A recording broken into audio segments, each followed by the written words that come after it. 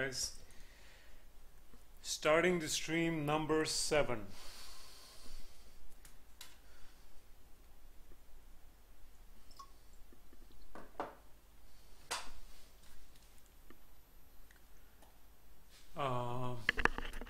Stream 7, I'm planning to start working on the Dinosaurus head and the neck. So I loaded the model a little while ago, and I was just looking at it, just trying to plan a little bit of what needs to be done here. So I still need to bring the shapes of the head a little bit closer to the reference photography that I have from the skull, skeleton, and skeletal drawings. So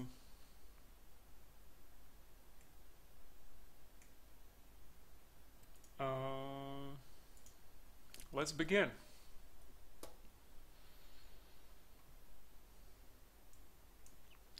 Let me just minimize these windows here. Okay, that's a lot better. One more thing. Right. This is one of those skeletal drawings. You can see here a photo of a fossil.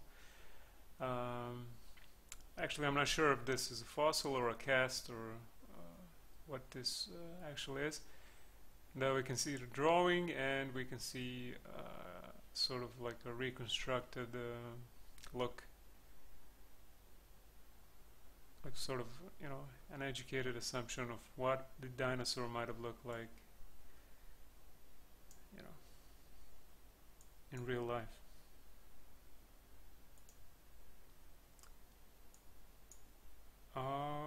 Okay, so let me first try and improve the head shape, like the tip of the beak a little bit.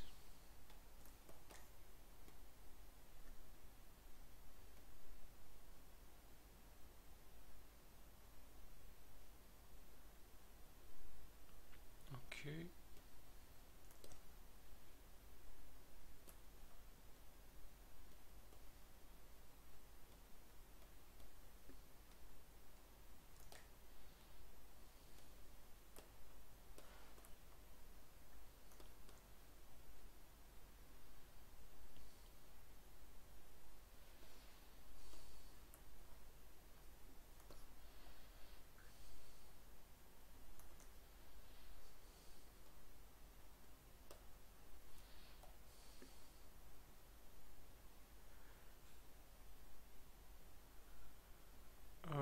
Trying to find my clay brush. Okay, there it is.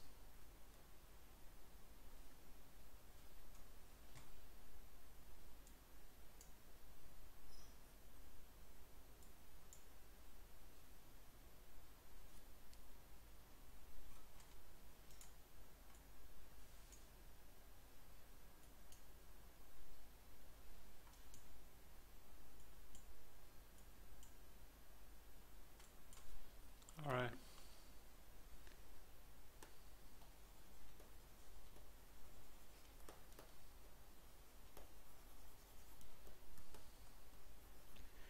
So since I don't have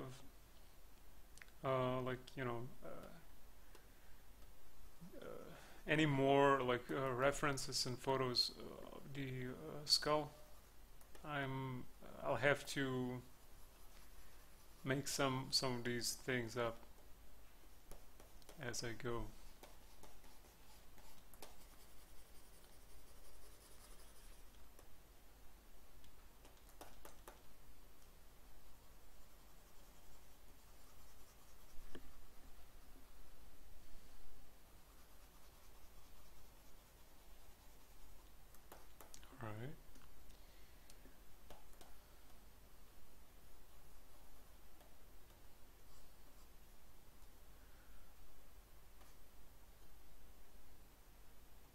back face masking is on.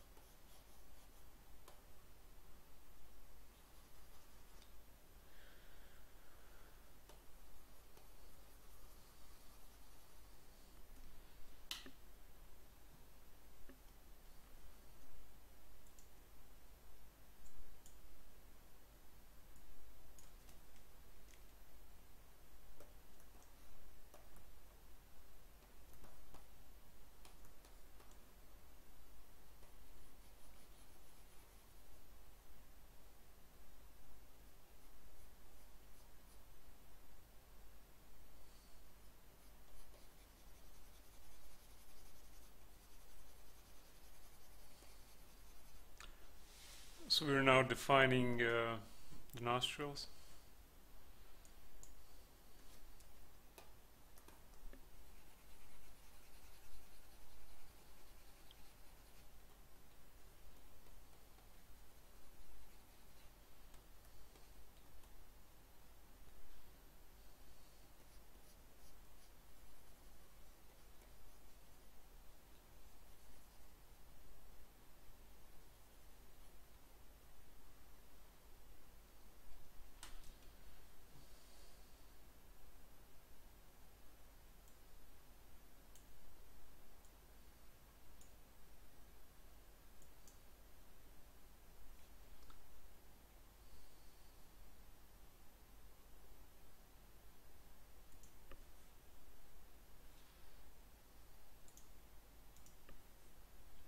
All right.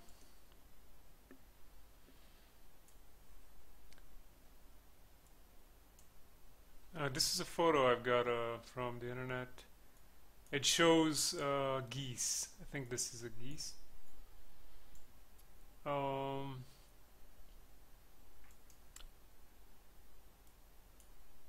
If we put aside, it's a really funky tongue, or with these sort of look like teeth.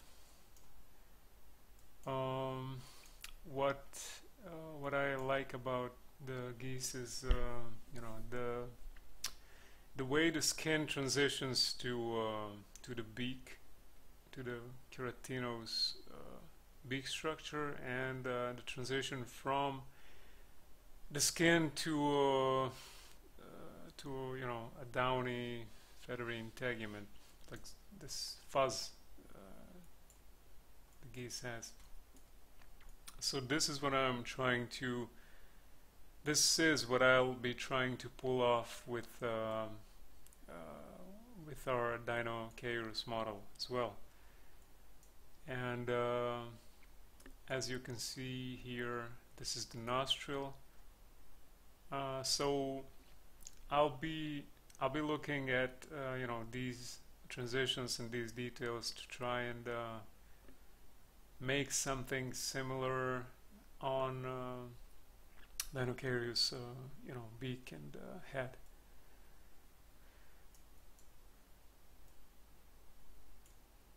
And hopefully we'll be successful at that. So I'll just I'll just move this image to my side screen.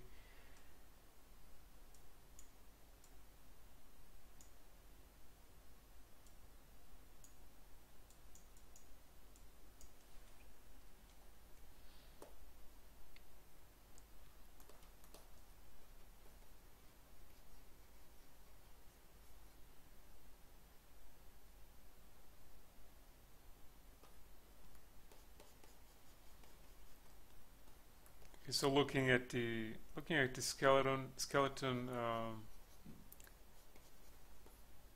its nostrils were probably a little bit closer together, opposed to what I just had here. So we'll slowly have to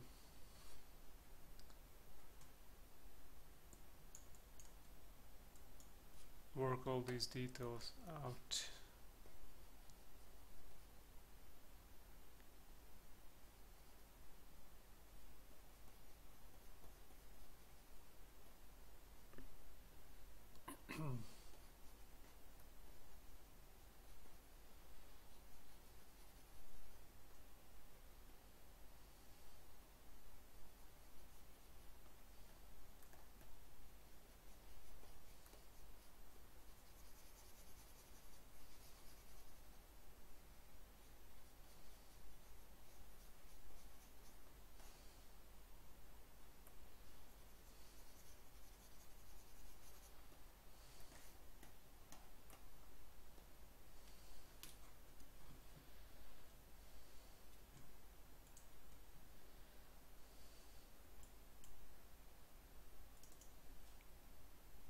We got another one,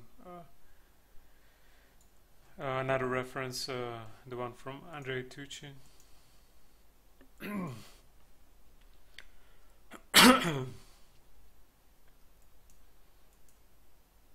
also really like what he did with his reconstruction.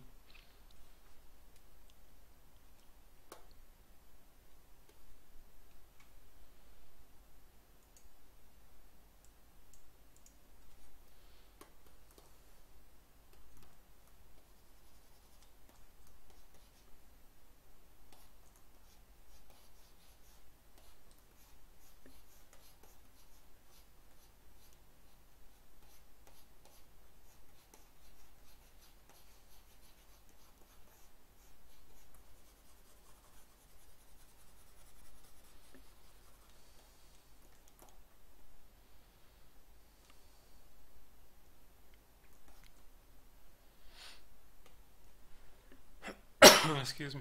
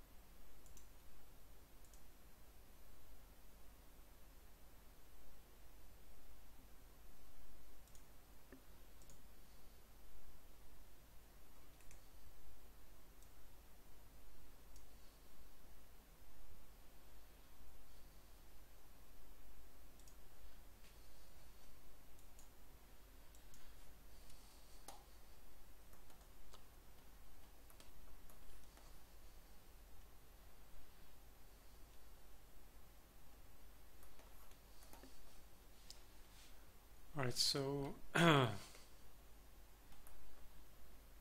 looking at the skull bones, this membrane here, this sort of like a representation of a muscle, but it's not a muscle, it's more of a membrane. I'm going to reduce it as well, pull it backwards towards the jaw hinge.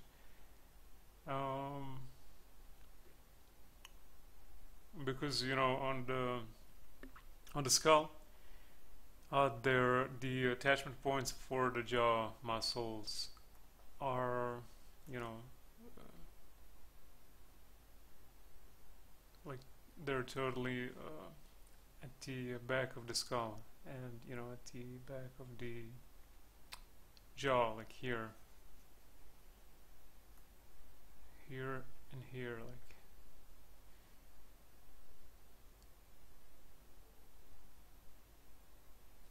From what I can tell, just by looking at the skeleton, like a skull image.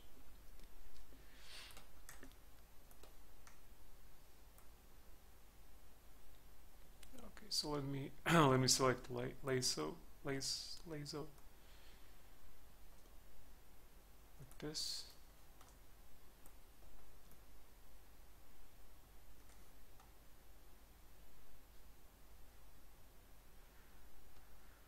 So we're going to remove this.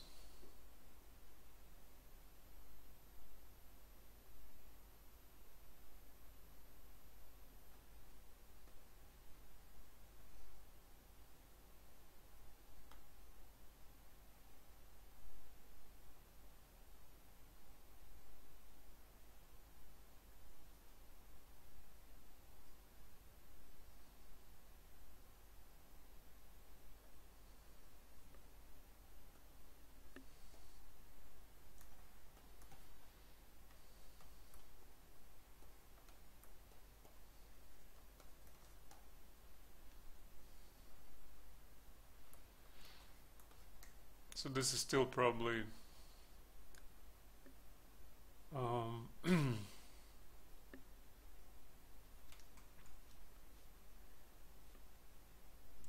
still probably not here, like this muscle or the membrane, jaw muscle. Just looking at the skull.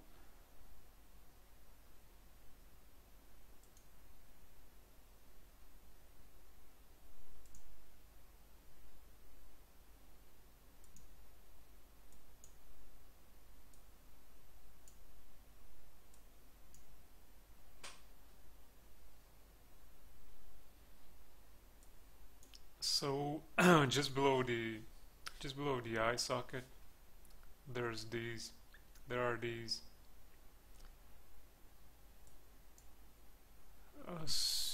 they should be, from what I believe, they should be attachment points for the muscle.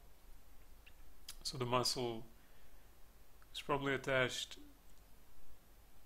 like from the back of the skull and from the maybe inside the skull, from these there are names for these bony parts inside the skull. I don't know, I'm not sure what names are.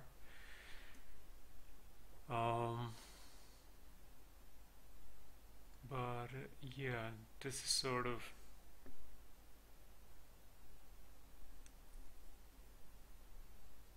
how the muscle went from the skull to the jaw. Like this is the attachment point for the jaw.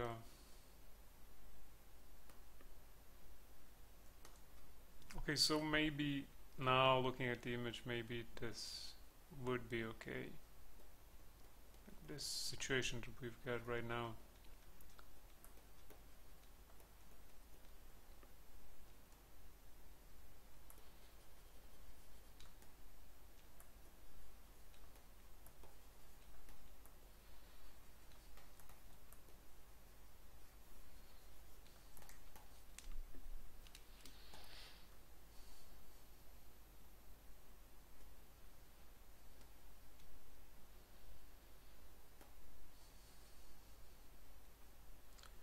I would probably make this area here a little bit more thicker.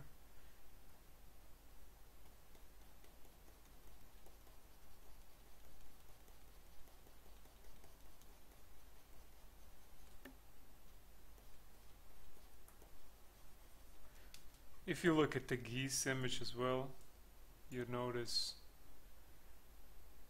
that it has a little bit thicker cheeks.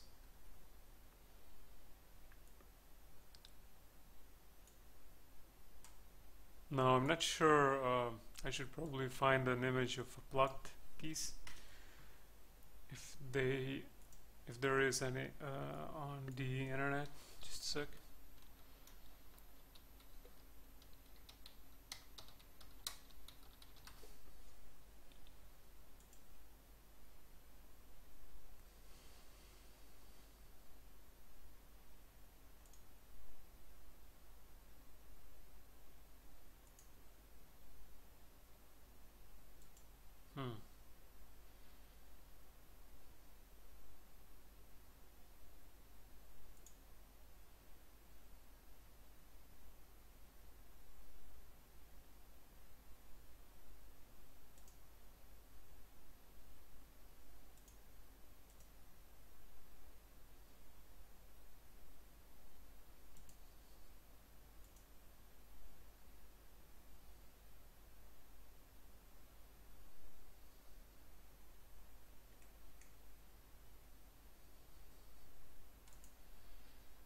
Okay.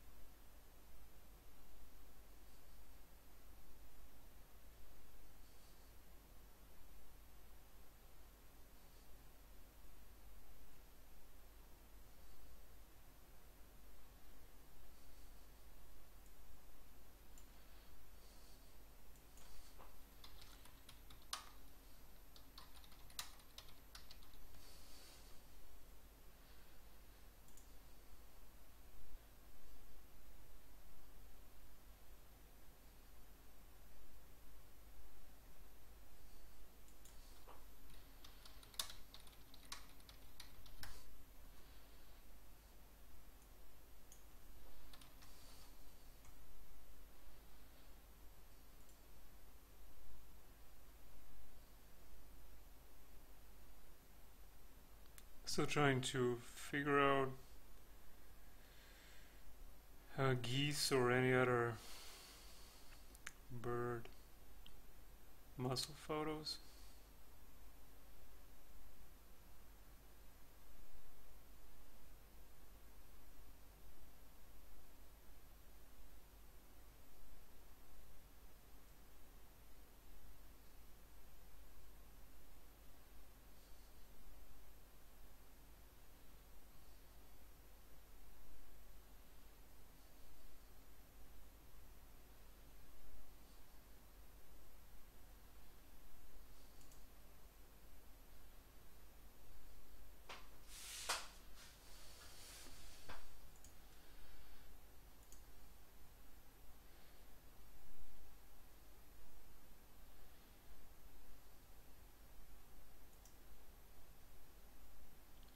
Alright.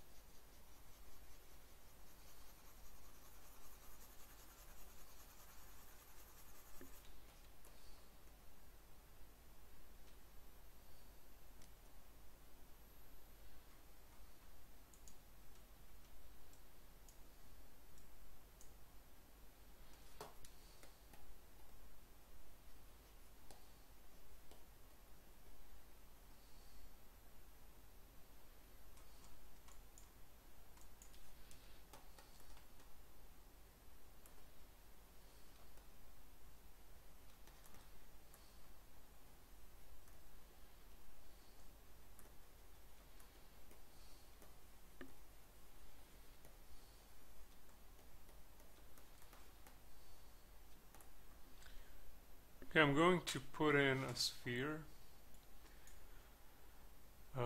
where the eye is supposed to be. Just a sec.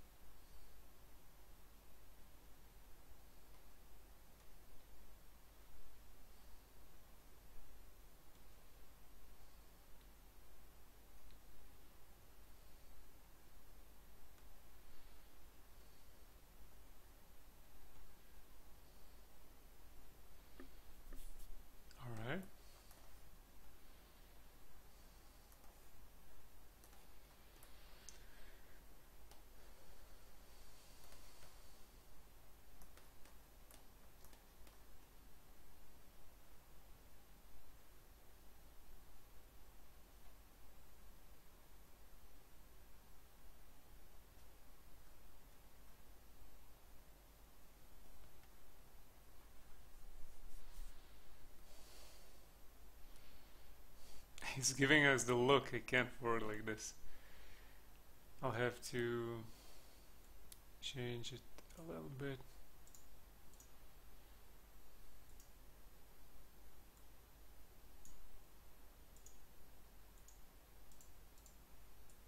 Like this.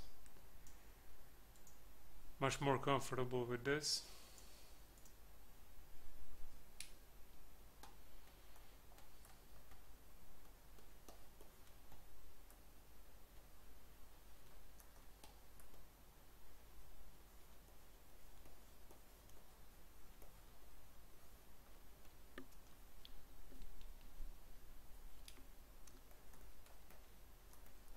One thing that I noticed, and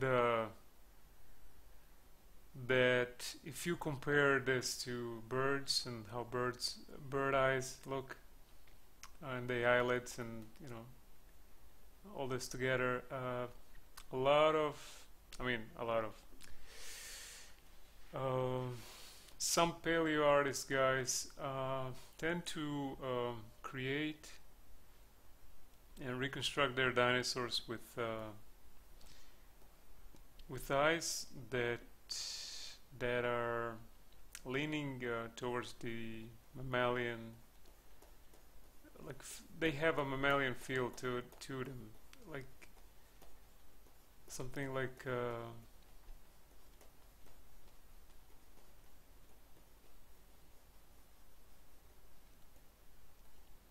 I also done it, and I also sometimes do it. It's not deliberately, it's just, you know, of not being aware, of not knowing better.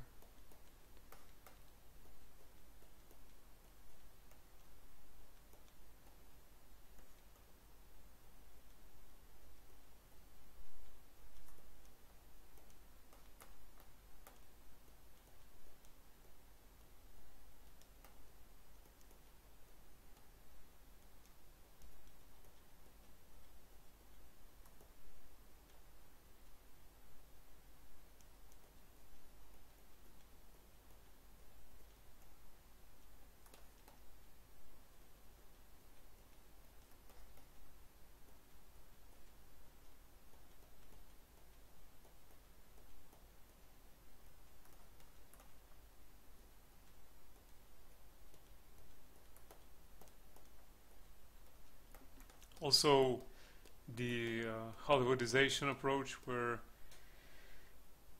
you know, you'd have your dinosaur and it, you know, it has to look angry.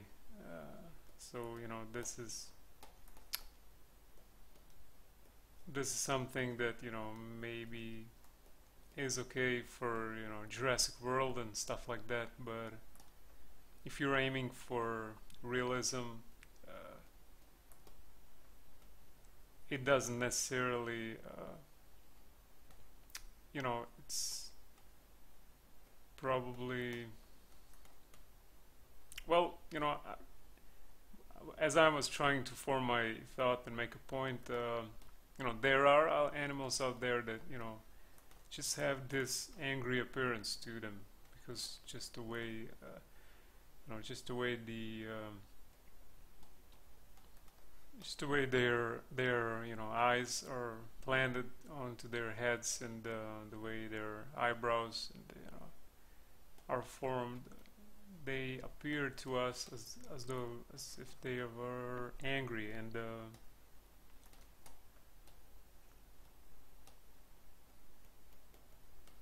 people like, you know, we like, there's like some invisible force that draws us onto, you know, dangerous designs, and, you know, something that looks dangerous attracts us for some reason. You know, so nobody is like admiring I don't know, snails on the global level, you know, looking at it globally and statistically, like they are, you know, like some other animals are being admired, like, you know, like bald eagle, or I don't know, lions, you know, tigers, and these types of animals that look dangerous.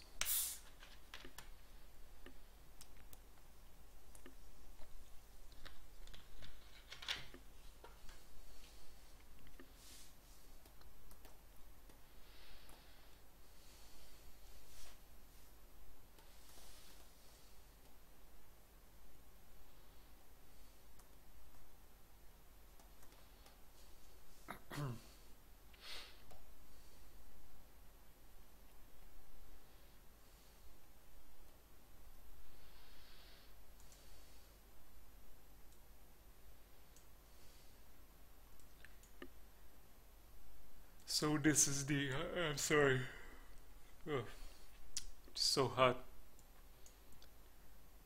makes me sleepy. So this is the geese eye, right here.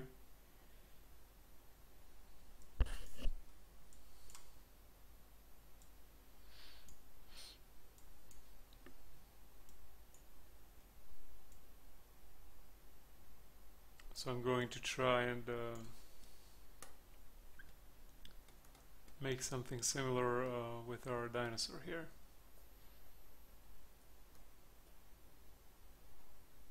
Okay, so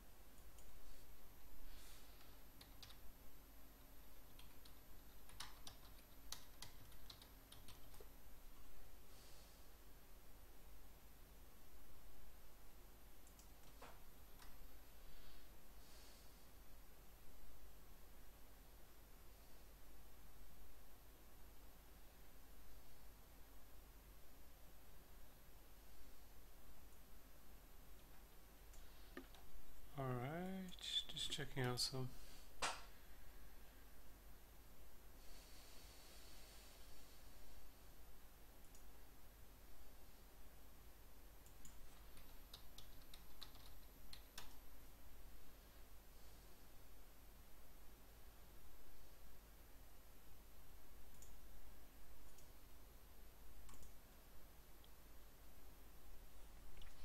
So Dinocairus sort of resembles to me, to this bird, a spoonbill.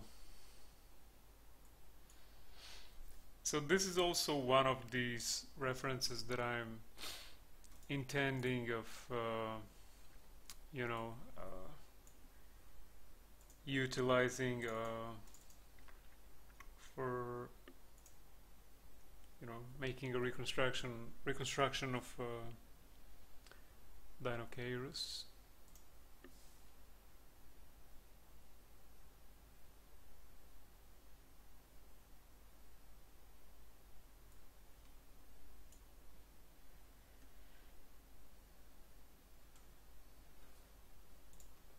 think and I think maybe it would really look good if we would give him this combination of black, dark skin and beak, and you know, white, fuzzy, feathery integument.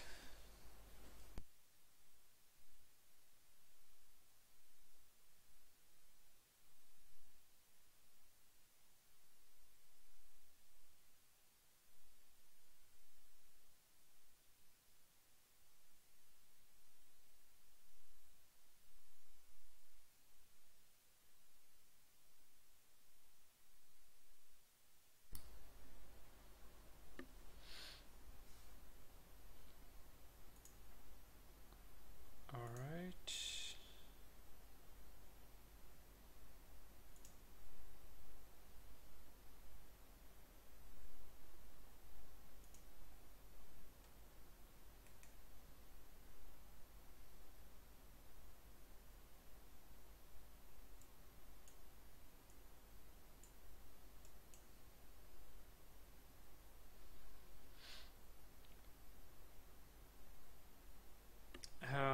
Hi, DVZ TV New.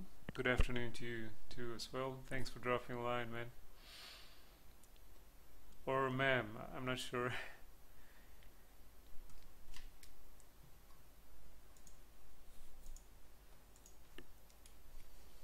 Alright, so let's just keep on doing the tweaking of the head.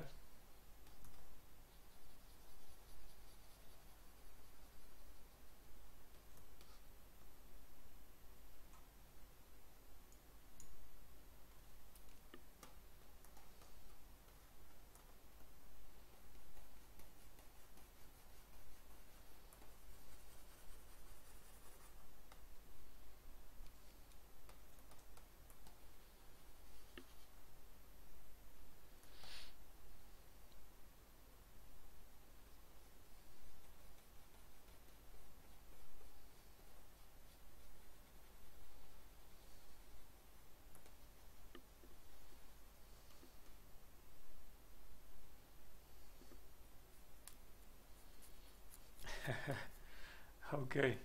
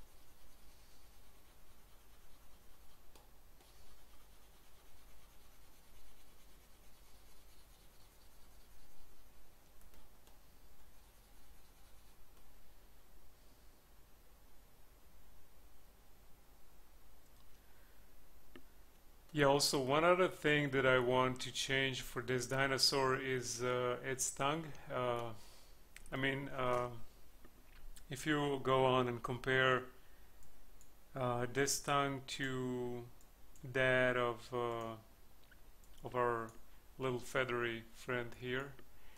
It's no fair. It's you know, we can easily say it's not fair to, you know, have a 10-ton or 10 meters you know, long and I don't know, 7 or 6 tons heavy dinosaur and have him, you know, have him like, you know, modeled with this tiny tongue. Just doesn't look you know, just doesn't look plausible. But I'll try and not to give him, you know, this alien-like monster tongue as well. We'll do something intermediate.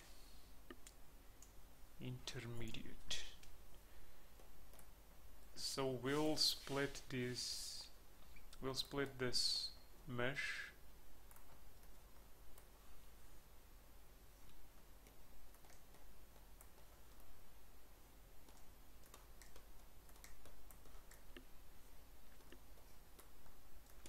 So you just, you know, mask this with lasso.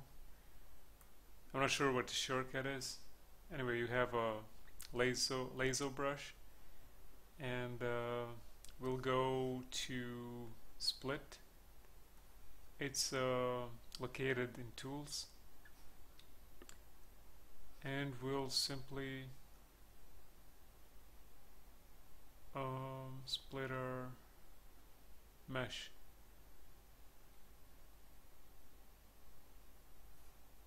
Okay, so now the tongue is a separate piece of mesh. I just need to close the hole, and maybe reposition it a little bit.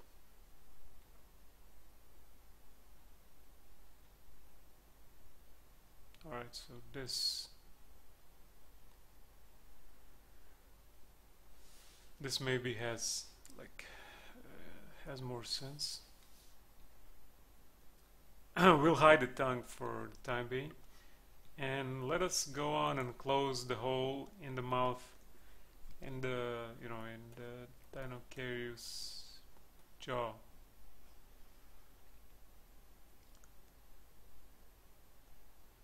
Close holes. There it is.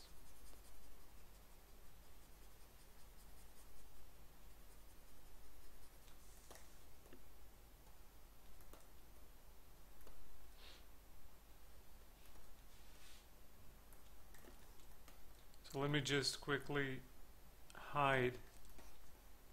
Oh, we have this closed as well. Never mind, we'll modify that later on.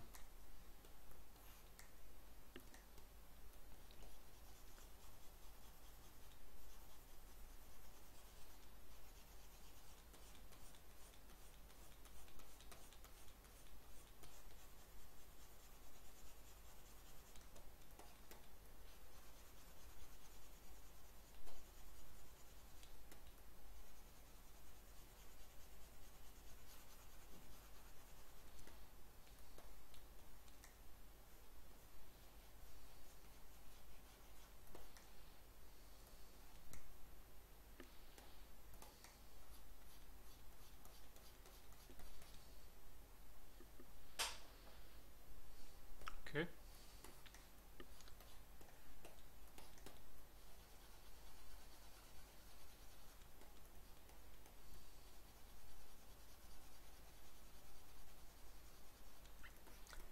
So I just wanted to quickly touch on the thing that I realized regarding the Twitch service. While I was doing the service, while I was doing the stream through Google Hangouts, the Google Hangout had the stream was okay, but I wasn't able, you know, to enable. I wasn't able to enable some way of communication, your possibility to communicate with whoever's viewing live, and I wanted that. So switch to Twitch. Damn, these rhymes never stop. All right, so the thing with the Twitch is the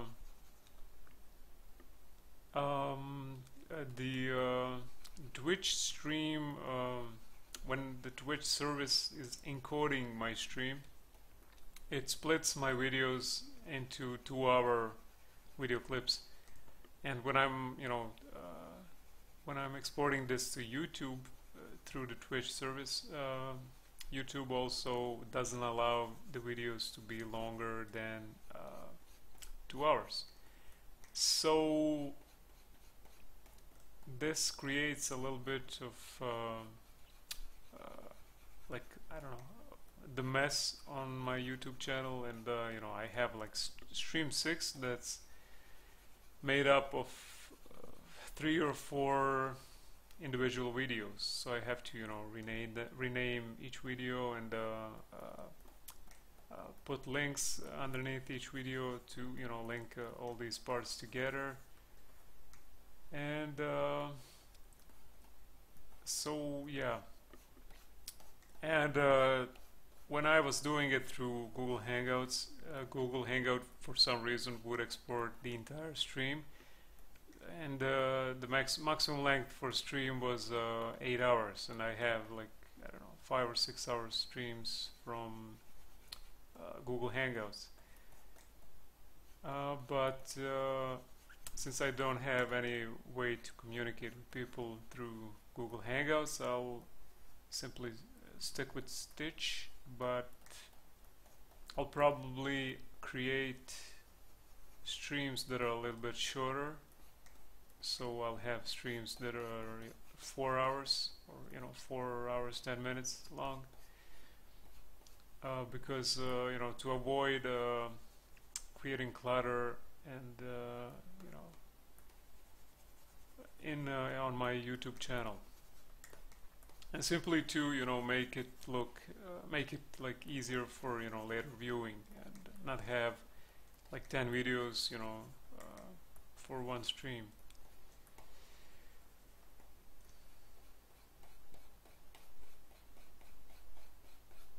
So I'll try and be more like concise and focused, and do as much work in a 4-hour period or something like that.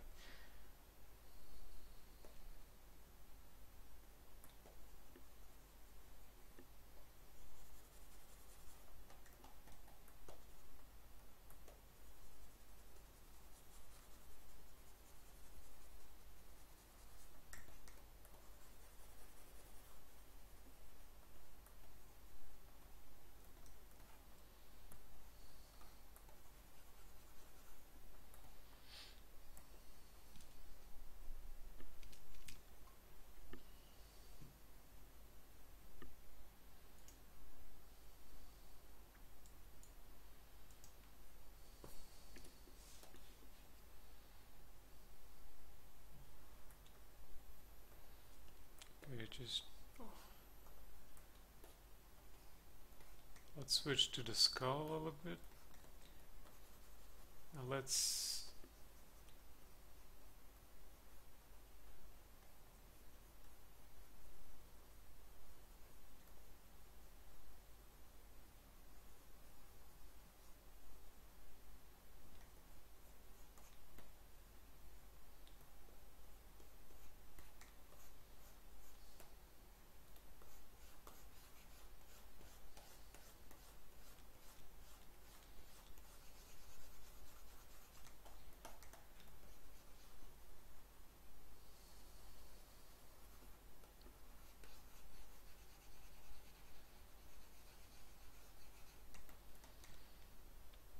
So I'm not sure whether Dinocaurus had like some sort of teeth, or did it like swallow entire leaves and entire, pieces of grass, and maybe like cows, maybe, or some mammals that they have like those little stones in their bellies, and these stones are participating in processing the food.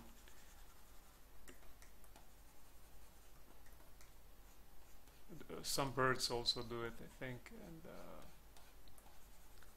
so maybe our Dinocairus had something like that, because it was not able maybe to grind the food upon intake. So maybe some of that process was going on, in Dinocairus' belly.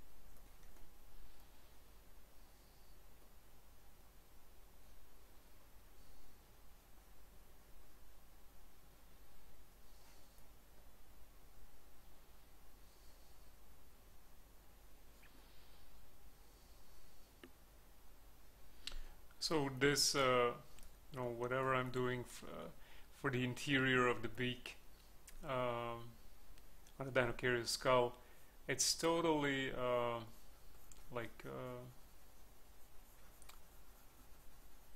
this is highly speculative, and I'm just doing it, from like, I don't know.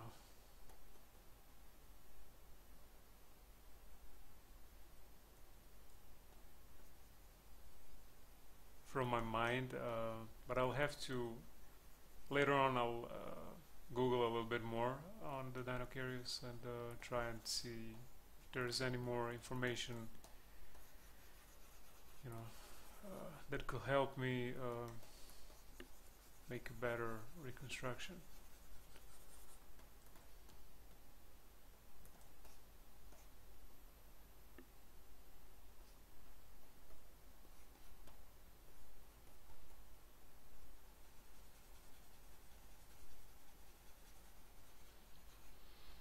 It's also one of the things that I'm still not it's not clear to me yet, is I'm not sure what, especially for the skull, I'm not sure which parts are going to be like keratinos, like beak, and which part are going to be like covered with skin. So I'm going to try and quickly illustrate my dilemma that I'm having. I'm going to use yellow for the skin, or yellow for the beak structure. Hold on. All right.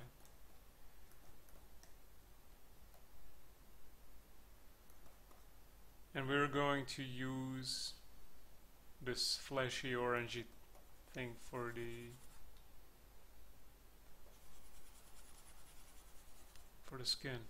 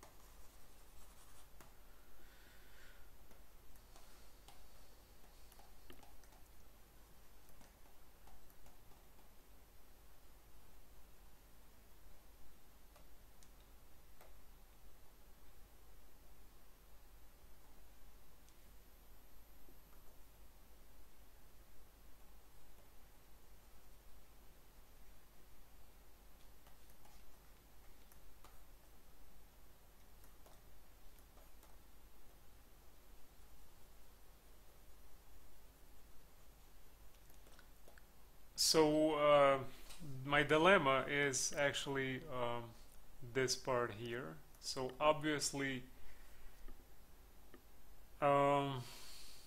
nostrils, even though I'm not sure with this particular bit either. So nostrils should like be able to, you know, contract and, you know, block potential particles from entering the, you know,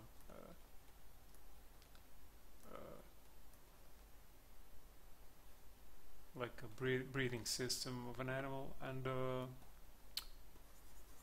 so I'm not sure whether it was like this, or whether the fleshy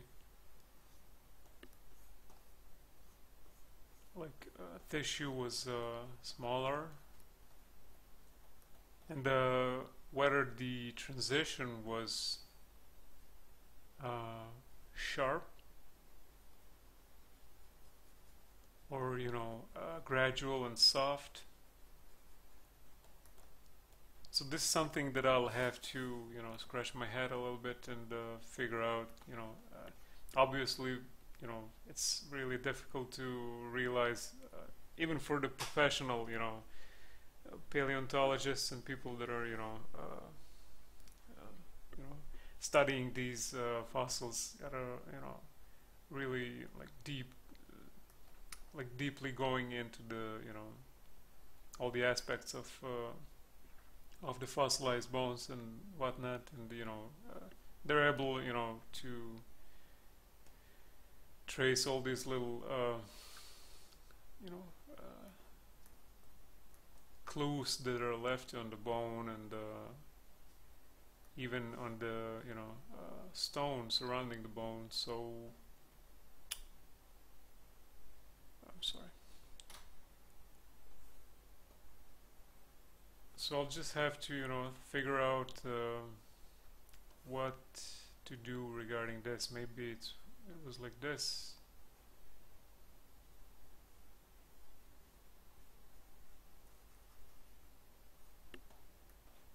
You know.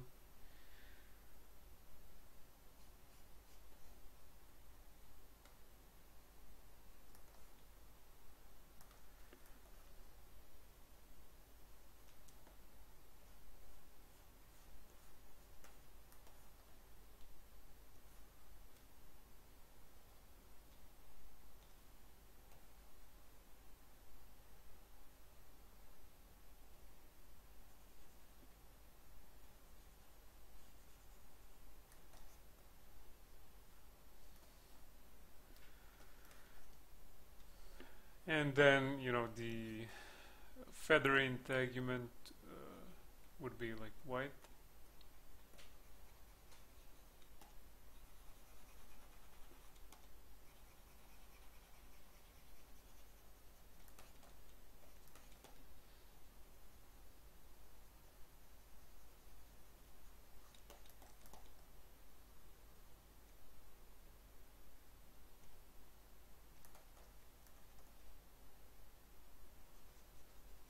So I'll have to figure out, you know, the boundaries and the transition zones for each, you know, each of these three types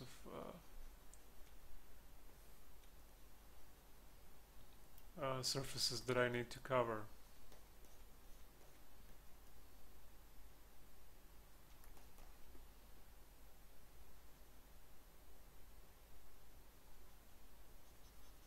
Obviously, you know, given the lack of the evidence, I'll have to rely on, you know, on my artistic, you know, side, and try and make it look, you know, appealing and as plausible as, you know, it can be.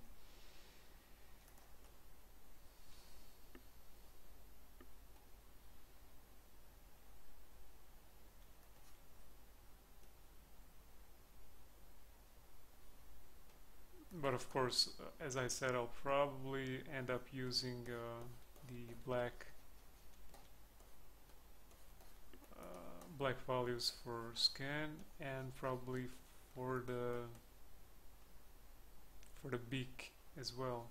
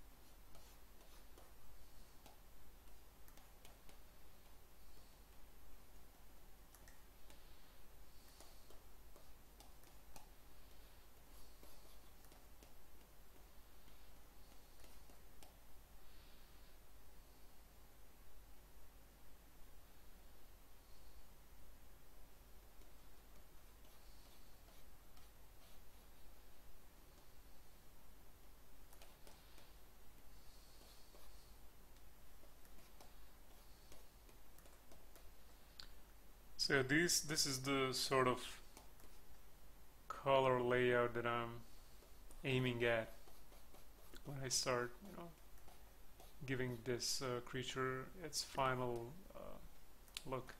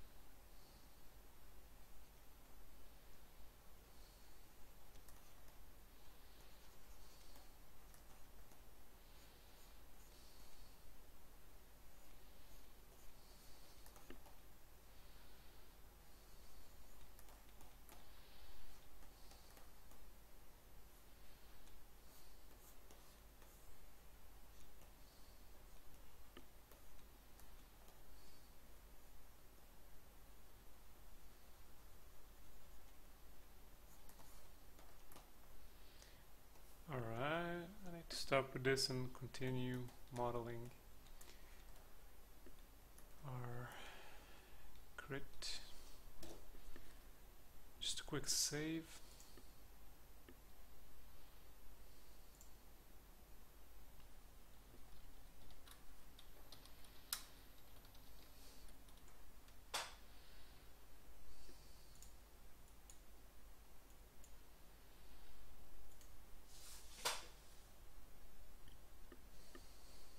I think there's a bird called Blue Booby or something like that. I'm sorry.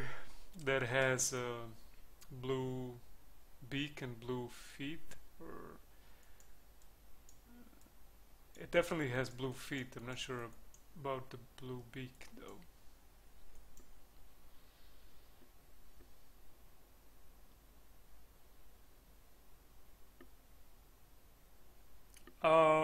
I haven't read any passages yet, but I'll do it.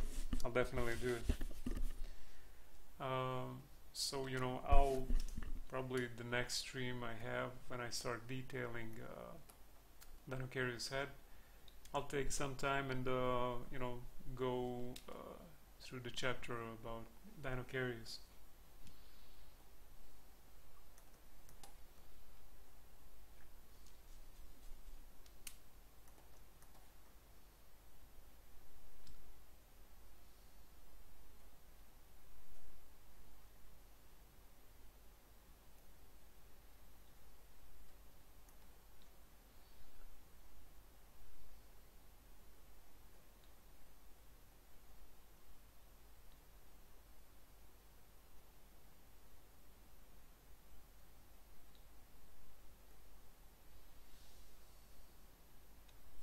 Cheers, cheers.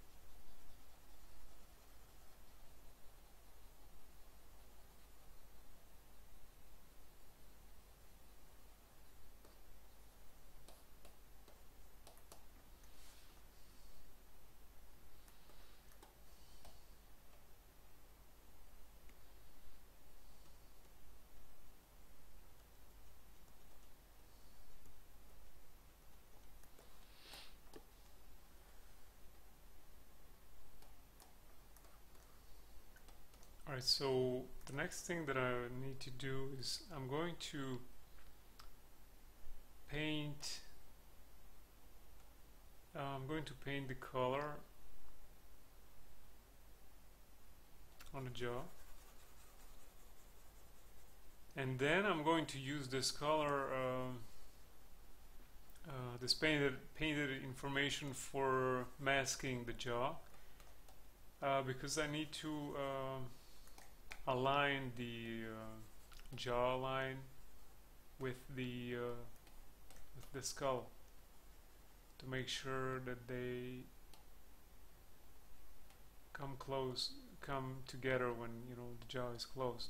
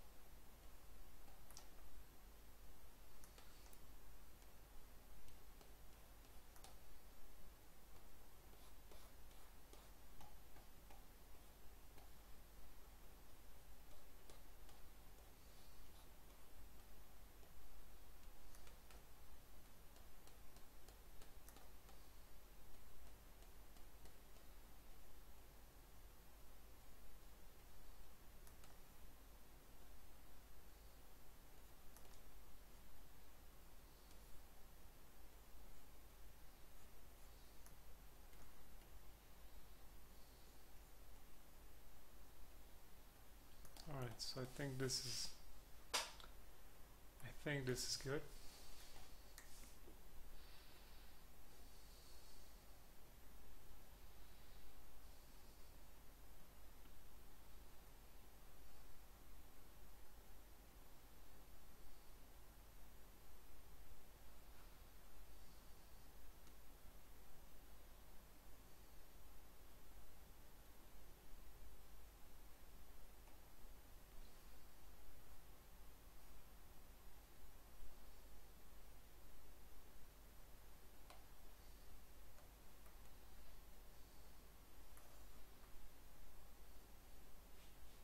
So let's say that this is the jaw hinge, jaw pivot point, and let's try and close our. Okay, so you can see that we're off. It needs to be fixed.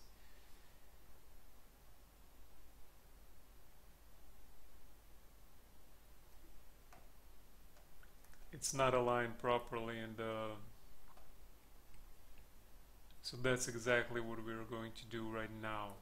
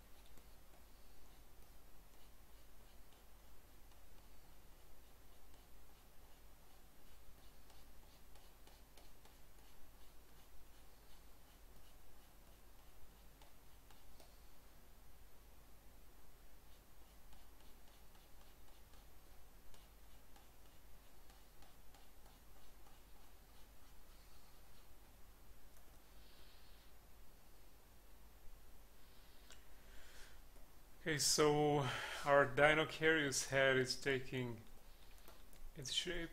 It's shaping up real good. Well, it's it's debatable whether it's, you know, real good, but I'm sort of happy, you know, the way it's panning out.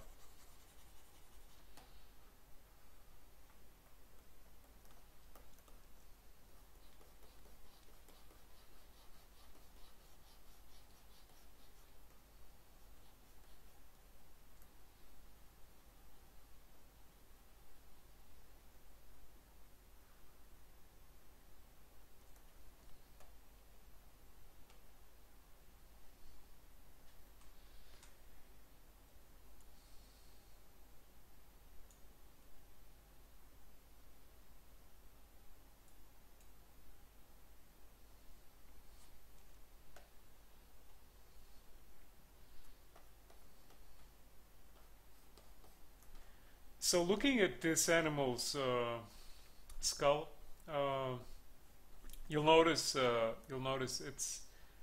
its nostrils are located at the tip of this like beak, and so realizing that, like before I really started thinking about this animal, you know, before I started working on the skull, I mean, I had some superficial ideas, like what this animal might have been like, you know, behaving like when it was like alive, you know, and especially since I was inspired by illustration by Andrea Tuchin, and his Dinocarius is seen as you know, walking, strolling through like a shallow pond of water, and so I immediately started thinking, yeah, that's probably how it was, and these guys probably, you know, grazed some water type plants, like you know, going like bent in a bent posture, and you know, just grazing this grass that's like growing, you know, in water, and so realizing that its nostrils are located at the tip of its beak kind of ruins this fantasy or idea for me. Um, and then again, you know, I'm looking at it from amateurish position. I'm sort of looking at it from just, you know, trying to use my logic, and I just, you know, have a hard time seeing like this big animal that, you know, obviously has to eat a lot of plantation material or whatever, you know, it ate to be able to, you know, live and be sustained. And you know, I'm not sure how this would have worked if you know, its beak has, like, you know, its nostrils are located on the tip of its beak, and it has to, you know, keep its beak submerged underwater, and it's a large animal. It needs oxygen.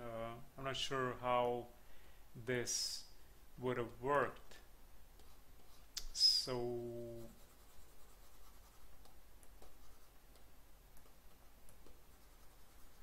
maybe after all, it wasn't, you know, it wasn't a, like, you know, a water dweller, or not necessarily water dweller, but, you know, maybe it did not graze, you know, watery aquatic plants.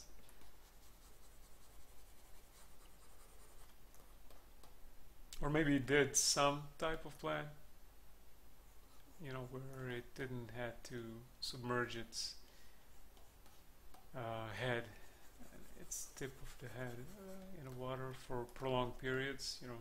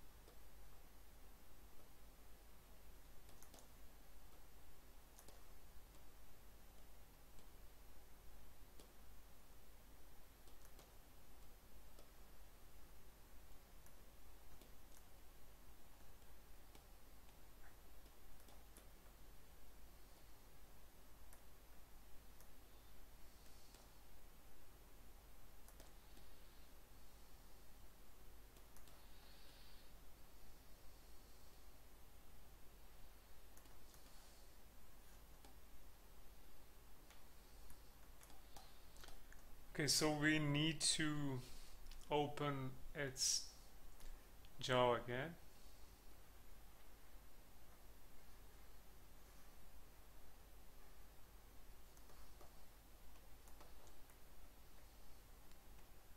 Let me adjust the mask a little bit right here.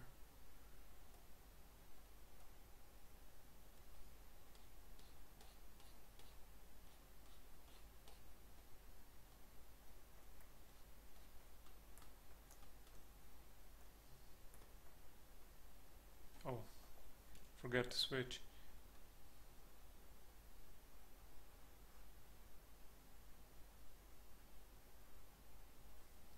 All right.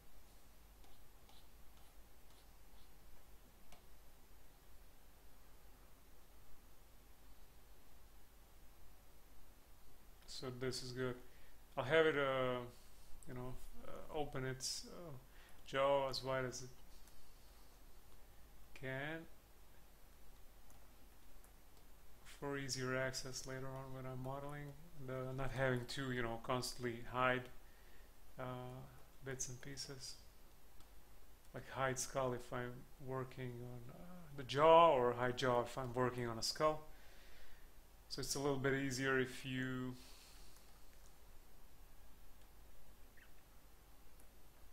open up its jaw a little bit more.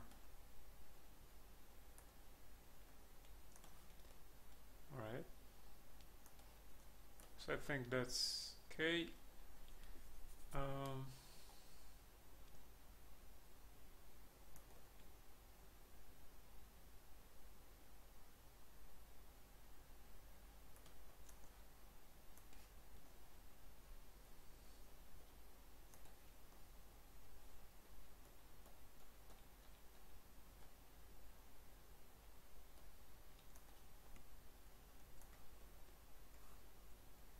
So let's save this.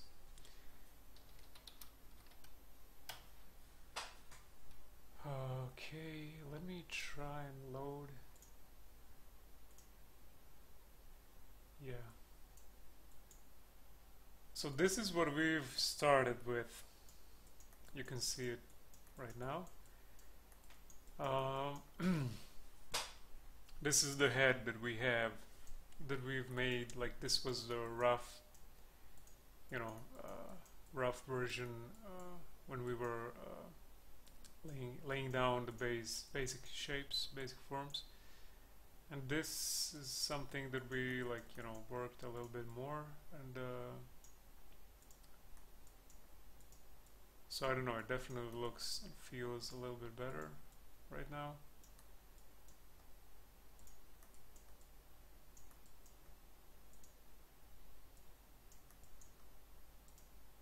He definitely looks a little bit more surprised.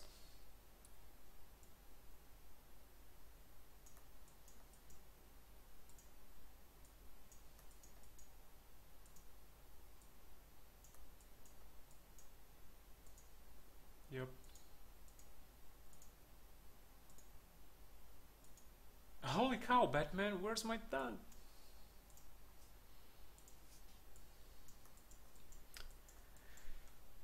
Okay.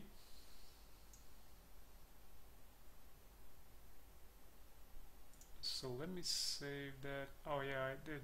I saved it. No need. The next thing that should be done is this fellow here.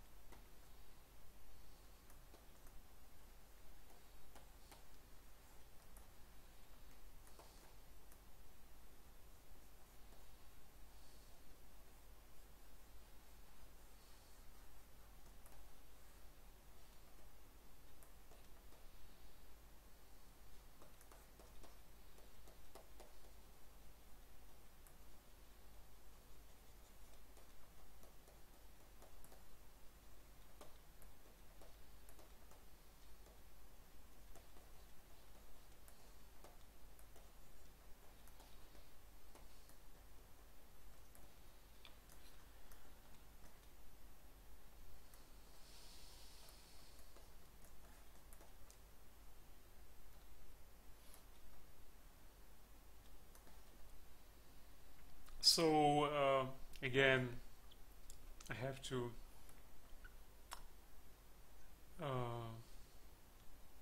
mention that this is all, soft tissue, so it's really, up to our imagination what could have been, like the tongue, how it might have been like looking, and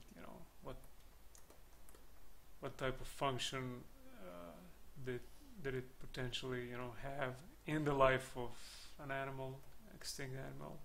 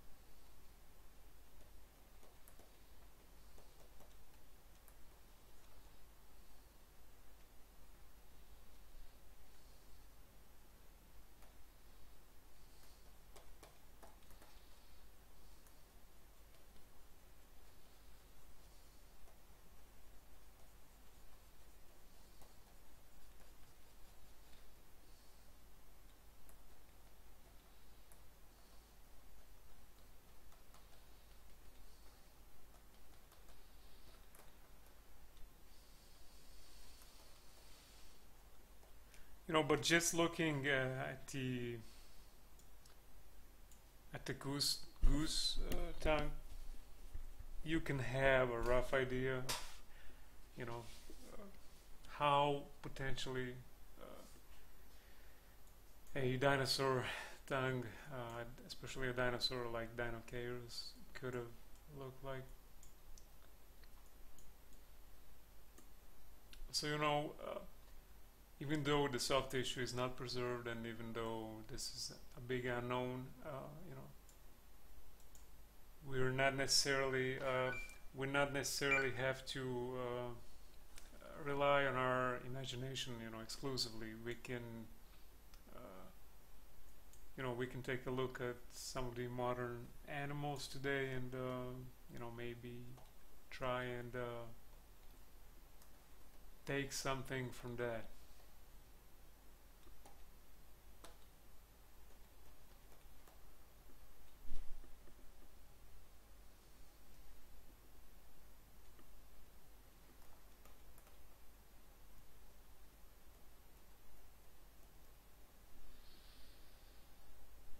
All right, so